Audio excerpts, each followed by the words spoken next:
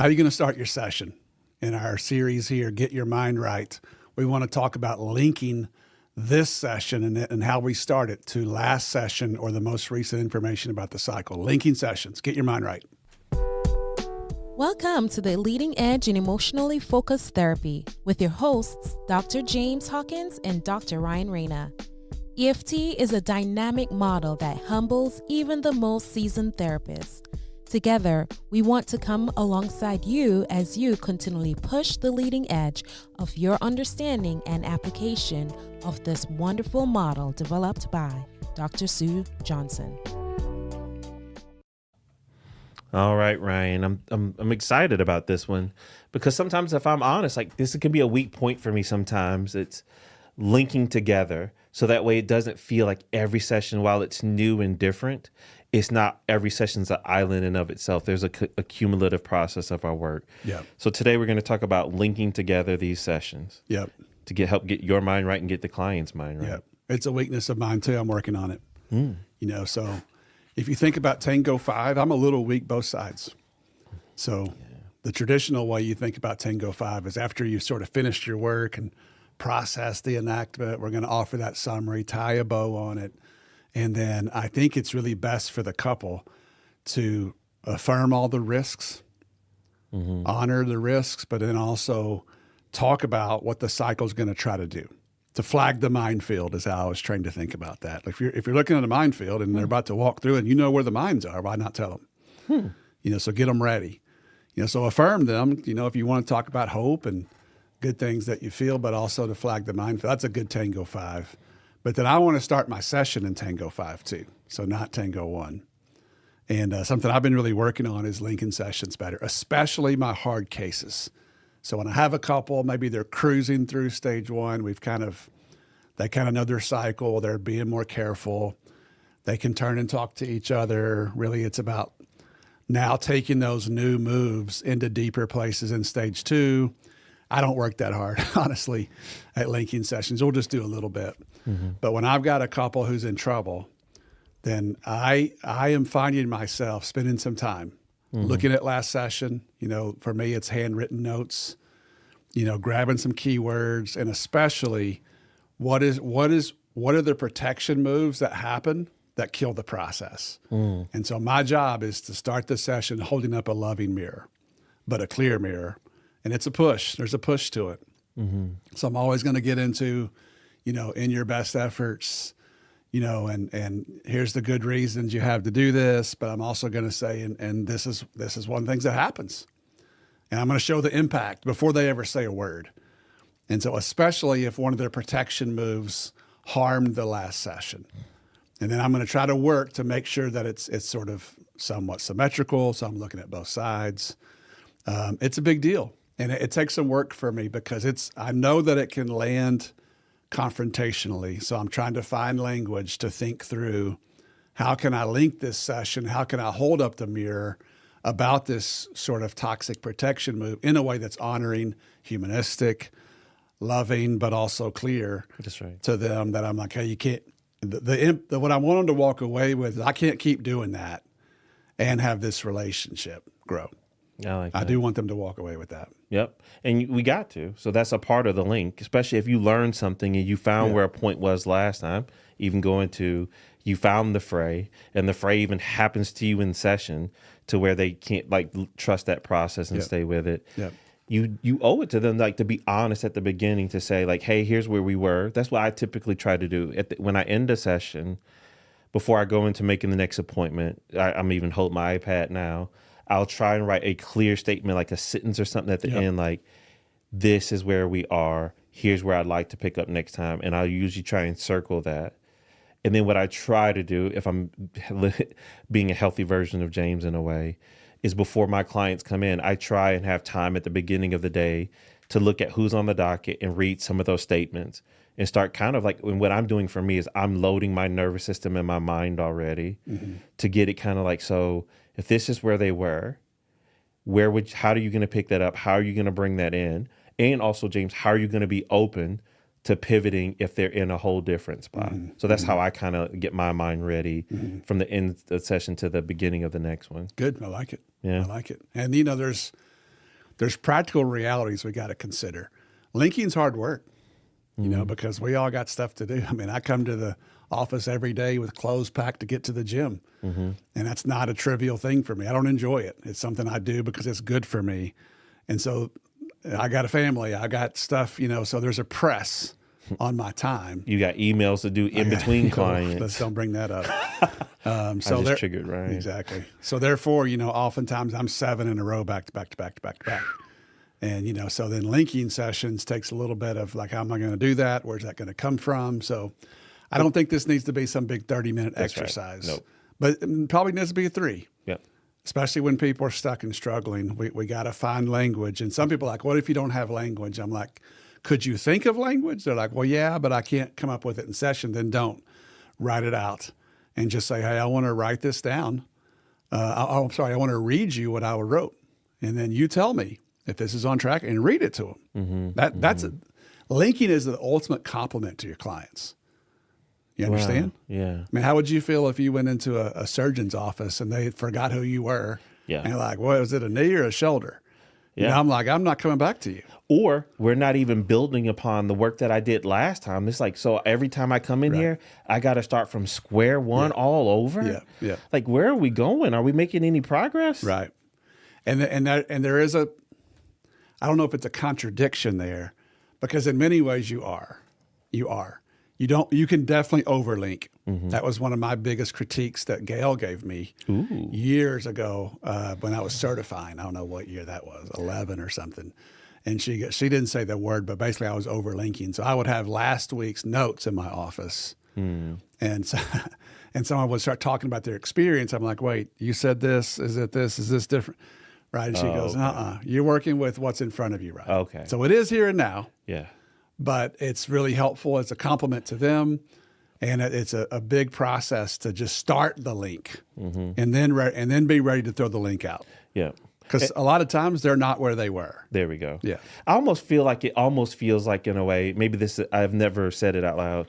It feels like I'm almost conjecting a possible trigger for today's session in a way. Like, hey, this is where we got stuck at last time.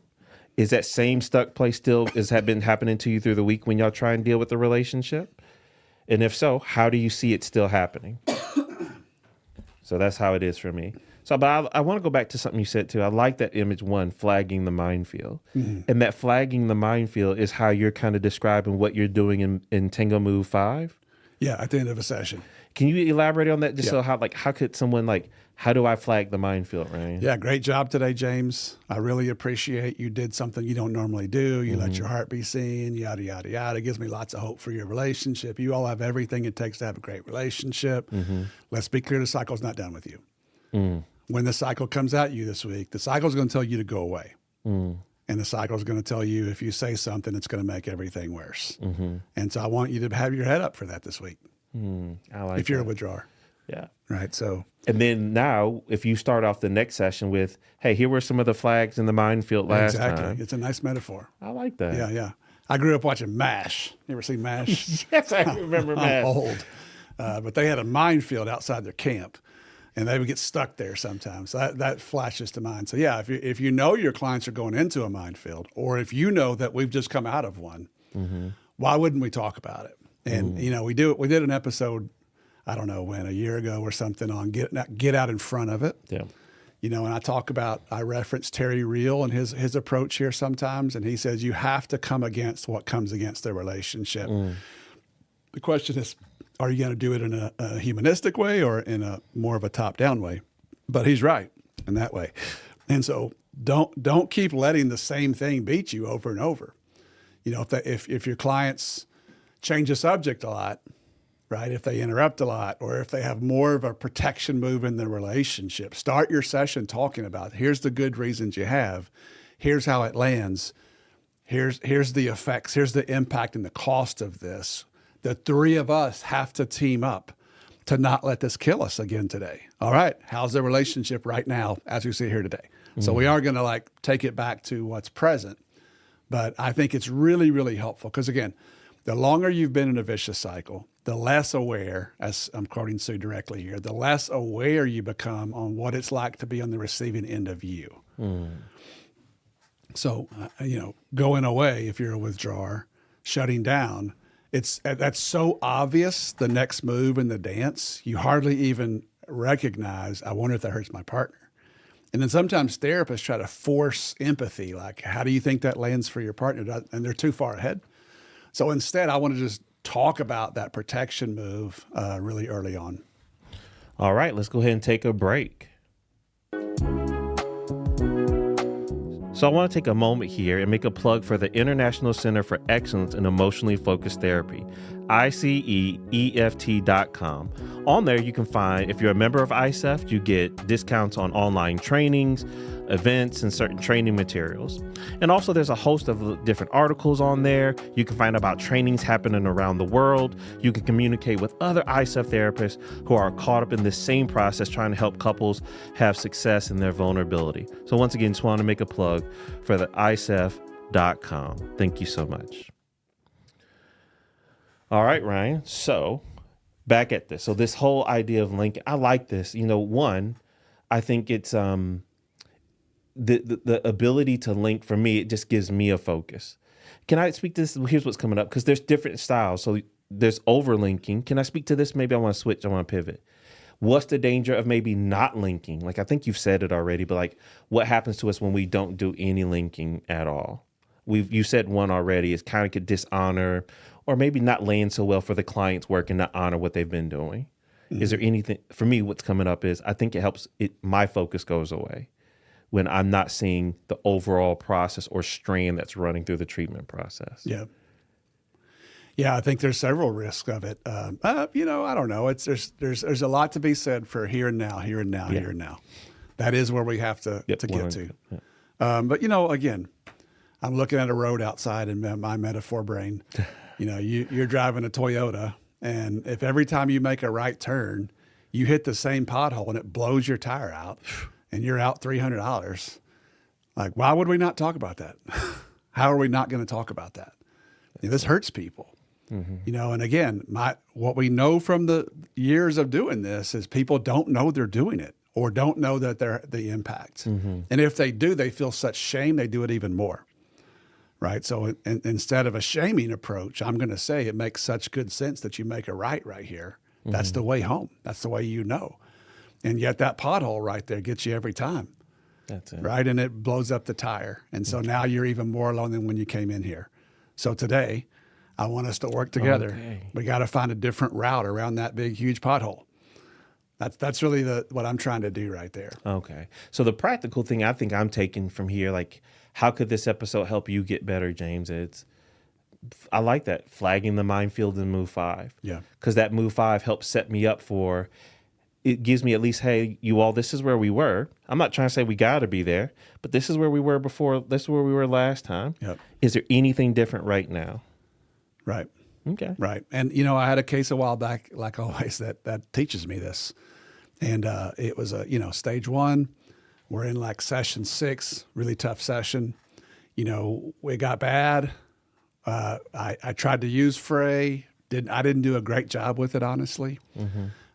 And they got into one of their chronic issues that was pretty tough. And both of them started to do a move.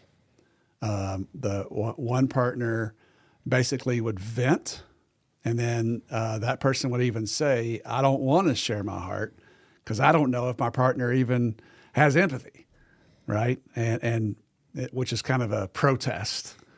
And then as that went around a few times, the other partner would lean out, like not even sure I'm feeling this anymore.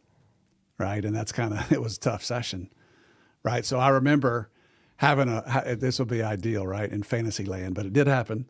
The next session, I had an hour off before and I went for a walk. I'm like, I'm going to get my steps in here. But I know I got them coming in. There we go. And they're using language that's pretty serious. And I'm like, all right, how can I find language to start the session talking about those 2 moves? That's it. It makes such good sense that you take your heart away because you're not even sure your partner wants to hear it. Man. Right? And yet, here's what the cycle does. And it makes such good sense that, when this gets out of control and I can't win, I don't want to play a game I can't win. Mm-hmm. So why step towards this? And that's when you lean out. And yet, here's what the cycle does with that. it activates her worst possible fear. Next thing you know, both of you are in the worst possible place. You're a failure. You're feeling like you're alone in the world. Both of you need love. Cycle wins because both of you are left alone. So I guess I'm curious, is that where you two are today or somewhere different? Right here, right now. And of course, they were somewhere completely different. They had made all kinds of shifts. Sometimes the best thing that can happen is a bad session because it activates people's response system, and you don't want to comfort people too much because there is a purpose for pain in the world. What the reason that caught my attention though is he stopped me and goes, "How do you remember that?" Like, your memory is incredible, which it isn't. But that's what he said. So it caught my attention that he noticed that. It's a big deal that I brought his protection move back in front of him and his partners. Wow, so that linked it for me to go, hey, that's important. Well, you gave it another positive. Yeah. And I just want to give a shout out to Lisa Shore, who's a supervisor here in our community. Does intensives. Hey, yep, that's right. And Rebecca Jorgensen. Those are two people I heard, really doing like, hey, your language, finding your EFT language is very important. Like, how do you, one, find your client's language, but you as a therapist, being able to find a way to describe what's happening. Yep. And make that clear. Because if we assume that they see what we see, we're just setting ourselves up for frustration because they don't. The negative cycle is blinding their vision. So they need us to put language. And that's part of what we're saying, even with linking here, is can you find language to link together the process of what you're doing with them? And I like your image of flagging the minefield. Because not only are you flagging where the mines are, you're also showing them the path forward for the good parts of where can we walk at then. Yep. I want to go back to, I like what you just did, that sidebar, then I'll try to come back to where you were. You may have to help me. Okay. Credit to Lisa, Becca, obviously great EFTers, Becca, a legend, and Lisa, a local legend. Yep. They're right. And I think through some of the last conversations, business conversations I had with Sue before she passed away, is that EFT is a lifelong immersive model. This is this ongoing process. And then I think about Jennifer Walrod, great supervisor out of Montana. And she says, she ends trainings like this. She goes, doing good EFT is like speaking a foreign language. Ooh. You have to continue to engage with people who speak it, or you're going to go back into our linear sort of shame performance world, which is where our client stories come from, by the way. That's why clients can't tell you what's really wrong. Wow. We don't have an attachment culture. Wow. Right. So all of those comments are really important to what you're saying right there. And that all feeds our ability to link this. That's right. Right. Because it would be easy to I could diagnose either one of them. You don't want to diagnose people's behaviors in a cycle. It's like, no, that is not fair. No, it's not fair. If you diagnose me in the cycle, then that's just the worst representation of me. As Sue would say, it's like diagnosing how a fish jumps around when you take them out of water. You take a human away from safety, we don't dance right. Yeah. That's great, diagnosing me in my fear. Whew. But anyway, thank you for giving Jennifer a shout out. Great supervisor. Yep. Wow. And community leader. Yep, that's right. Yeah. Well, Ryan, I think I found my practical points here. I really want to push myself, and I want to give y'all something practical. Like, even if you can't do it in session, I like what Ryan said on another episode. Can you practice going back to your office and say, how did I do in that 5? Did I make it clear? Did I link to where we were? And did I give them a vision of maybe where we might come in next time? And if not, just practice. Practice finding your language and think about, even as you say it, what would it feel like if you were on the receiving end of yourself as a therapist? Would you feel like the way you just described it to that couple, like, my therapist did a great job making sense out of what we did today? And I feel like they kind of gave us, an idea of where we might go next time. But just like what Ryan's been saying, but we're also open to be able to have that freedom to pivot if something else pops up to work with what's happening live in the room in front of us. Yeah. I don't know. That's my practical takeaways. I like it. You just gave me some motivation. I was writing some of that down as you were saying it. So if you're like a note taker, if you're driving, don't take notes. But also, if you're on a treadmill, don't take notes.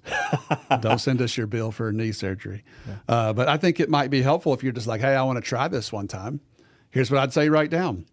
What is each person's primary protection move that hurts their relationship and hurts the therapeutic process. Mm-hmm. And if it's the same thing, even better, because conciseness is your friend when you're linking. If you go through all the elements of affect assembly, tempo, whatever you want, it's too much. Yeah, that's right. That doesn't work. So we need a much more miniature, synthesized view of that. So what's their primary protection move that hurts their relationship, hurts the therapeutic process? How does that make sense from an attachment lens? Meaning, how is it a survival issue? What's the function? That's what I was going to say. What's the function? And that's key. That is very practical and specific. Mm-hmm. Just focus on the protection, the function of it, and the impact of it. Yep. And then validate it. How can I find a way to validate that? Maybe even a couple times. And then the big one, how can I show its impact? It makes so much sense that you lean out. Here's reason 1, here's reason 2, here's reason 3. And yet the cycle takes it, twists it, sends the worst possible message to your partner. Next thing you know, you get even more of what you don't want from your partner, and you're left alone. And you have to, so all these impacts. And then can you tie them together a little bit, right? And then the next question is the key. Is your relationship in one of those places right now or somewhere different? How's your relationship right now today in the room? And if I can do that, I've done my very best work for them. I don't know what's going to happen. That's right. But I feel pretty good. Like, hey, if they came to me and failed, it's not because I didn't give my best shot. That's it. Well, that's all I got, Ryan. You all, thank you so much for, once again, we're glad that we could do this series to help you out. In a sense, I like the visual we've been saying over and over. The idea behind this series is, what are some things I could be thinking about as I'm walking with my couple to go into the room, to get my mind right, and to steal what Ryan's language, just to do the best possible work I can do today in this session, in this 50-minute process. Yep. Thank you for controlling the controllable and letting the uncontrollable, the outcomes, let that go. We are our very best therapists when we're just focused on what we can control. If I start trying to think too much outside, I actually lose my focus right there. So thanks for controlling what you can control. Thank you for listening. We hope this experience helps you push the leading edge in your work to help people connect with themselves and with each other. Please subscribe to our podcast and leave us a 5-star review. You can contact us at pushtheleadingedge@gmail.com, and you can follow us on our Facebook page at Push the Leading Edge. You can follow Ryan on Facebook at Ryan Rana Professional Training and on his website, ryanranatraining.com. You can follow James on Facebook and Instagram at DocHawkLPC. You can also check out his website, DocHawkLPC.com.